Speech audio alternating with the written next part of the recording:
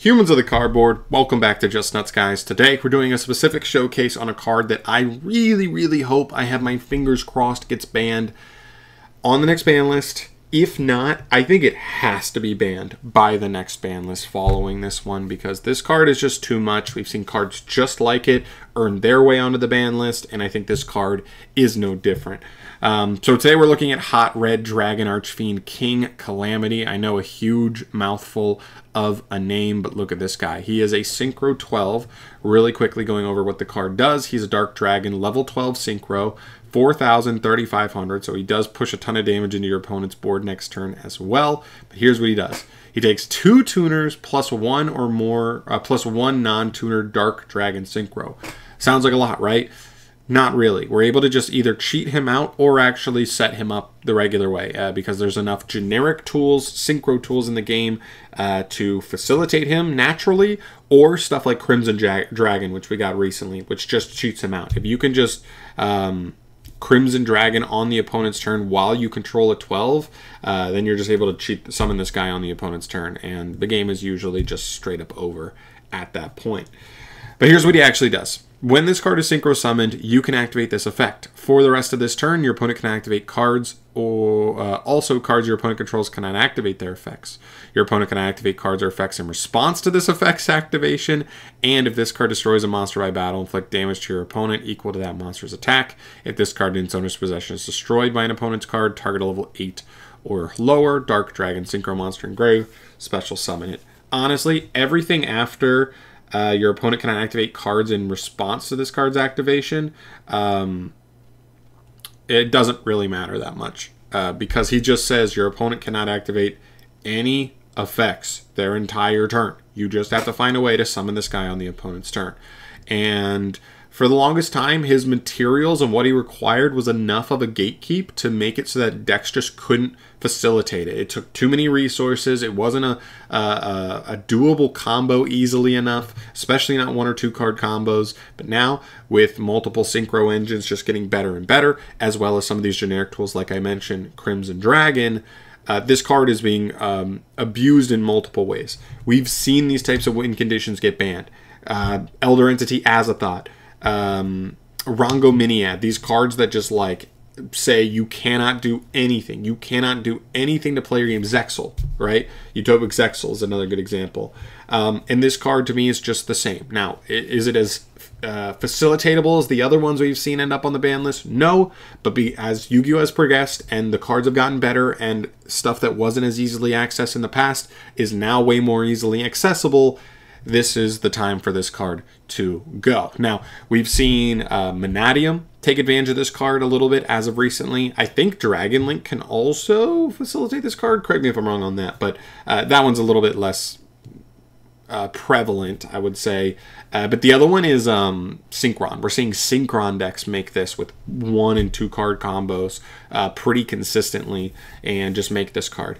And there's an argument that it's not even the best version of the way to play that deck, but as we get further and further in Yu-Gi-Oh! This card is going to be easier and easier to make for like any synchro deck, right? That comes out that's like decently good at facilitating just generic synchro plays, and we'll just see him come up time and time again. We do not need win conditions like this. We can have big boards, but you know, that's why we have the Dark Rulers of the world, the cards that can counter them. There has to be a give and take. There is no counter to this card. You cannot respond to him, and once he resolves, the duel's pretty much over, and that's terrible unless you're playing like a trap deck.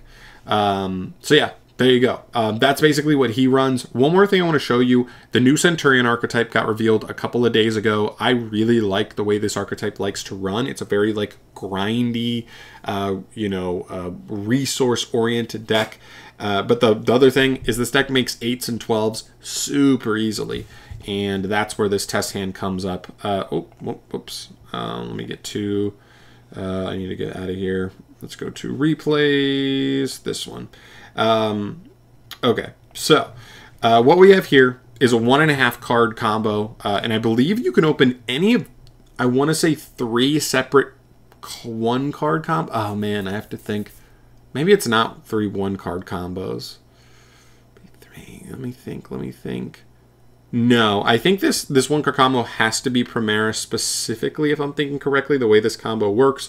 But still, there are multiple 2-card combo ways to do it in the deck, and I think this is the 1.5 card combo for it, because you just have to discard, but you also draw later on, so it's like not even really a 1-card combo. Or it's not even a 1.5, it actually is like a 1. But let's take a look. So we're going to normal summon Primera. This is your Rhoda for the archetype. The whole basis of the archetype is they place themselves in the back row as face-up continuous traps that can special summon on the opponent's turn as quick effects, which is very cool. But also this one's a Rhoda and a level 4 tuner. So you normal summon her, you search the field spell. The field spell is going to be able to place another one.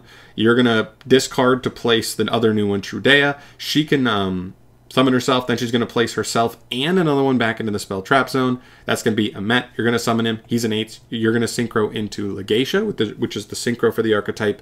This card draws you a card and destroys a monster on summon. It's pretty good, but in this context, we're just drawing a card, but that's perfect. That actually gets us back our discard earlier in the combo, so it actually is a 1-card combo. And then on end phase, it's actually going to place another one into your spell and trap zone from your hand or graveyard. I accidentally clicked the one from hand. Keep in mind that would actually be a draw. You could have just placed the one from grave. So then on the opponent's turn, you're just doing the same thing, right? You're summoning them out, and then we are just straight up making a level 12 synchro on the opponent's turn. Because when you special summon, or when any card is special summoned, stand-up Centurion lets you perform a synchro immediately. So that's really good. And that's going to make Crimson. Crimson's going to go ahead and target the level 12 you already control and then tag out for the Calamity, and you're going to Calamity lock your opponent. That should not be accessible, especially in a mid-range control type deck. This is clearly a mid-rangey at most type deck. Like maybe it's just like a straight up control deck. We should not be able to 1.5 card access Calamity under Nibiru. Your opponent could have a Nibiru in hand and they just get Calamity locked. Done. Duel's over. With insane follow-up, by the way. Like, I discarded and I didn't have to, so there would be 2 cards in hand, one of which is a targeted follow-up card. This card in the spell and trap zone mean it summons out, and that gets your plays going next turn. Like, you have a ton of follow-up going on in this deck. It's terrifying. Legitimately. I think this deck will be a top-tier contender. We don't even have a spell card revealed yet for it, and then it's going to get support in the next couple core sets. This deck is really scary. I like the way it plays, but I think they really need to hit Calamity by the time, or Crimson Dragon. I don't think they'll go for Crimson Dragon just because I think it's so new, and it's also a signer card, like, you know what I mean, that kind of thing. At least Calamity's so old and just a dumb-ass win condition that, like, I could see them just being like, okay, let's hit it. Let's do it. We still want people to play around with Crimson Dragon. It's from one of the newer sets, but let's get rid of Calamity. But long story short, Calamity needs to get banned. I hope it's on this newest ban list because it's already seeing a little bit of play right now currently, but especially when this deck comes out, it cannot exist. It has to be hit on one of the next 2 ban lists. But obviously, those are just my thoughts here, guys. Thank you so much for watching, as always. Let me know your thoughts down below on Calamity. What do you think? Do you want to see him get banned? Is there another route they could go? You just say, screw it. That's Yu-Gi-Oh! These days. There's no fixing it now. I don't know. Let me know your thoughts down below. I'd love to hear it. These are just what I think about this one card, and hopefully you guys fall in line with that, but we'll see. But I'm out of here. Thank you so much for watching. I'll see you in the next video. Subscribe for more from me. See you in the next one. Peace.